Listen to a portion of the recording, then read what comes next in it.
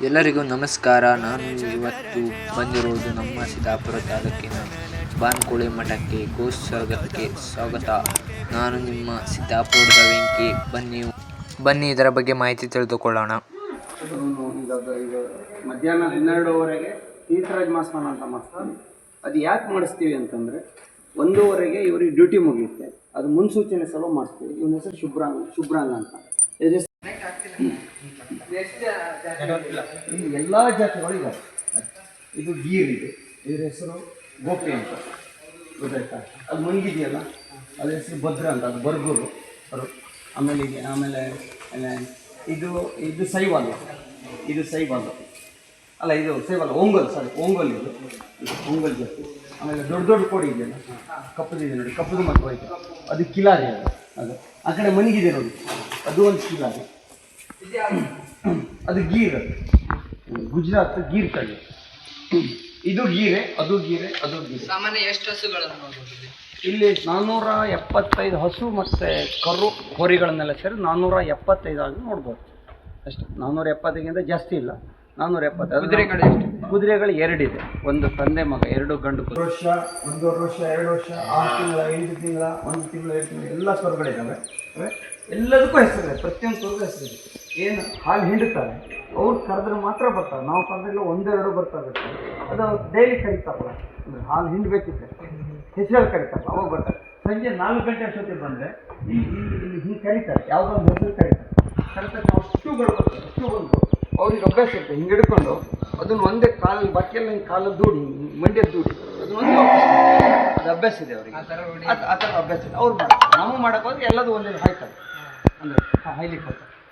ಇದೆಲ್ಲ ಕರುಗಳು ಕೊಟ್ಟಿದೆ, ಅಷ್ಟು ಕರುಗಳು.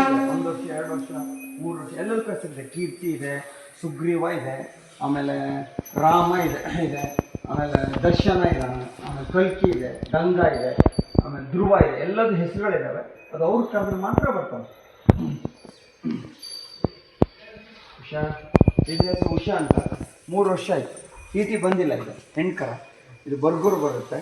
ಕಿಲಾರಿ ಮತ್ತು ಬರ್ಗೂರು ಮಿಕ್ಸ್ ಇದೆ ಇದು ಇನ್ನು ಹೀಟಿ ಬಂದಾಗ ಕ್ರಾಸ್ ಮಾಡಿಸ್ಬೇಕು. ಇವನ ಹೆಸರು ರಾಮು ಅಂತ. 2.5 ವರ್ಷದ ಕರ, ಇದು ಗಂಡು ಕರ. ಅಲ್ಲಿ ಮನಗಿದೆ ನೋಡಿ, ಕೃಷ್ಣ, ಕೃಷ್ಣ ಬರ, ಕೃಷ್ಣ ಅಲ್ಲಿ ಮನಗಿದೆ ನೋಡಿ, ದೊಡ್ಡದೊಂದು, ದೊಡ್ಡ ಕೆಂಪುದು. ಅದು ಗೀರು, 1.5 ವರ್ಷದ ಕರ. ಅದು ಅದ್ಭುತವಾಗಿದೆ, ಶ್ರೀಕೃಷ್ಣ ಅಂತ. ಅದು ಸ್ವತಃ ರಾಘವೇಶ್ವರ ಭಾರತಿ ಸ್ವಾಮಿಗಳೇ ಇಟ್ಟಿರೋ ಹೆಸರು, ಅದು ಶ್ರೀಕೃಷ್ಣ ಅಂತ. ಮತ್ತು ತುಂಬ ಅಂದರೆ ಯಾವುದು ಅಂದರೆ ಒಳಗಡೆ ಹೋದ್ರೆ ಹಾಯ್ದು ಇದೆಲ್ಲ ಮಾಡಲ್ಲ. ನಾವು ಯಾರಾದ್ರೂ ಇರಬೇಕು, ನಾವು ಇದ್ರೆ ಮಾತ್ರ ಒಳಗಬೇಕು. ಎಲ್ಲರೂ ಈ ಥರ ಪ್ಯಾಂಟ್ ಹಾಕೊಂಡು ಬಂದರೆ ಅದು ಅವ್ರಿಗೆ ಭಯ ಆಗುತ್ತೆ. ಇಂಜೆಕ್ಷನ್ ಕೊಡ್ತಾರೆ, ಡಾಕ್ಟರ್ದೊಂದು ಭಯ ಇರುತ್ತೆ, ಬರ್ತಾರೆ ಅಷ್ಟೇ. ಅದೇನು ಇದ್ರದ್ದು ಮಾಹಿತಿ ಇಷ್ಟ, ಕರುಗಳ ಮಾಹಿತಿ. ಇದು ಒಂಚೂರು ರೆಕಾರ್ಡ್ ಮಾಡ್ಕೊಳ್ಳಿ. ಇದು ಸಪ್ತಸನ್ನಿಧಿ ಅಂತ, ಒಳಗಡೆ ಮಾಡ್ಕೊಳ್ಳಿ. ಇದು ಸಪ್ತಸನ್ನಿಧಿ ಅಂತ. ಇಲ್ಲಿ ನಮ್ಮ ಲೋಕಲ್ 7 ದೇವಸ್ಥಾನದ ನೆನಪಿಲ್ಲ, ದೇವಸ್ಥಾನದ ಹೆಸರುಗಳು. ತೀರ್ಥ ಉದ್ಭವ ಆಗ್ತಾ ಇದೆ ಒಳಗೆ, ತನ್ನರೇ ಉದ್ಭವ ಆಗ್ತದೆ. ನಾವೇನು ತಂದಿದ್ದಾಳೆ ಏನಿಲ್ಲ. ಆ ನೀರು ನೋಡಿ ಎಷ್ಟು ಕಲಿಗೆ, ಎಷ್ಟು ಕ್ಲೀನಾಗಿದೆ, ಅದರಲ್ಲೇ ಗೊತ್ತಾಗುತ್ತೆ.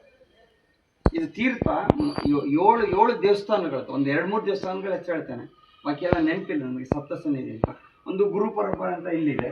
ಇಲ್ಲಿ ನಮ್ಮ ಆಮೇಲೆ ರಾಮದೇವ್ರ ಮಠ, ಆಮೇಲೆ ಇಟಗಿ ರಾಮೇಶ್ವರ, ಆಮೇಲೆ ಇದು ಭುವನಗಿರಿ ಭುವನೇಶ್ವರಿ 4 ಆಯ್ತಾ. ಆಮೇಲೆ ಇಲ್ಲೊಂದು ಈಶ್ವರ ದೇವಸ್ಥಾನ ಇದೆ, ಇಲ್ಲಿ ಬಾನ್ಕೋಳಿ ಮಠದ ಈಶ್ವರ ದೇವಸ್ಥಾನ 5 ಆಯಿತಾ. ಆಮೇಲೆ ನೆಕ್ಸ್ಟು ಬೇಡ್ಕಣಿ ಹನುಮಂತ, ಬೇಡ್ಕಣಿ ಶನೇಶ್ವರ. ಇವು 7 ದೇವಸ್ಥಾನದ ತೀರ್ಥ ಮಧ್ಯದಲ್ಲಿ ತನ್ನರೇ ಉದ್ಭವ ಆಗ್ತಾಯಿದೆ. ನಾವೇನು ಮಾಡಿಲ್ಲ, ಏನೂ ಇಲ್ಲ, ತನ್ನರೇ ಉದ್ಭವ ಆಗ್ತದೆ. ಹಾಗಾಗಿ ಸಪ್ತಸನ್ನಿಧಿ ಅಂತ ಹೆಸರು. 7 ದೇವತೆಗಳು ನೆಲ ಇದೆ. ಇದೇ ನೀರನ್ನು ದಿವಸ ತೀರ್ಥರಾಜ ಮಾಸ್ತಾನ ಹೇಳಿದ್ನಲ್ಲ, ಅದು ಇದನ್ನೇ ನೀರನ್ನು ತಗೊಂಡೋಗಿ ಮಾಡಿಸ್ತೀವಿ. ಇದು ಪುಷ್ಕರಣಿ. ಈ ಪುಷ್ಕರಣಿಯನ್ನು ಅಂದರೆ ಅಲ್ಲಿ ಮೊದಲನೇ ಪೈಪ್ ಇದೆಯಲ್ಲ, ಫಸ್ಟ್ ಪೈಪ್ ಇದೆಯಲ್ಲ, ಅಲ್ಲಿ ಕೆಳಗಡೆ 6 ಇಂಚು ಜಲ ಭೂಮಿಯಿಂದ ಬರ್ತಾಯಿದೆ. ಭೂಮಿಯಿಂದ ಜಲ ಬರ್ತಾಯಿದೆ. ನಮ್ಮಲ್ಲಿ ವರ್ತೆ ಹೇಳ್ತಾರಲ್ಲ, ನಮ್ಮ ಈ ಭಾಷೆ, ಅಲ್ಲಿ ಜಲ ಅಂತ ಹೇಳ್ತಾರೆ. ಜಲ ಬರ್ತಾ ಇದೆ.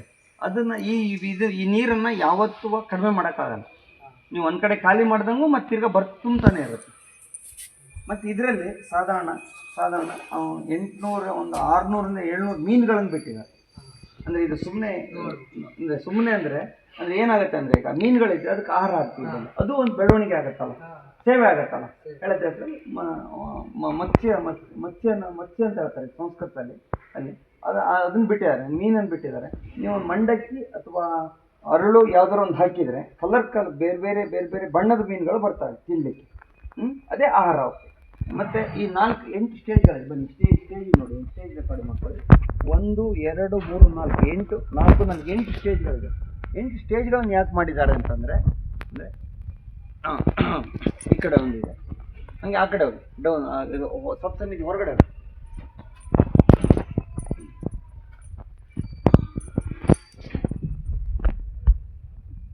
ಅಲ್ಲೇ ಬರ್ತೀನಿ. ಈ 8 ಸ್ಟೇಜ್ಗಳನ್ನು ಯಾಕೆ ಮಾಡಿದ್ದಾರೆ ಅಂತಂದರೆ, ಅಂದರೆ ಸಂಗೀತ ಸೇವೆ ಮಾಡಲಿಕ್ಕೆ. ಸಂಗೀತ ಸೇವೆ ಹೇಗೆ ಅಂದರೆ ನೀವು ಈಗ ಎಲ್ಲೋ ನಿಮ್ಗೆ ಏನೋ ಒಂದು ಸಮಸ್ಯೆ ಇರುತ್ತೆ, ಆ ಸಮಸ್ಯೆ ನೀವು ಪರಿಹಾರಕ್ಕೆ ಎಲ್ಲೋ ಒಂದು ಕಡೆ ಹೇಳ್ಕೊಂಡಿರ್ತೀರ.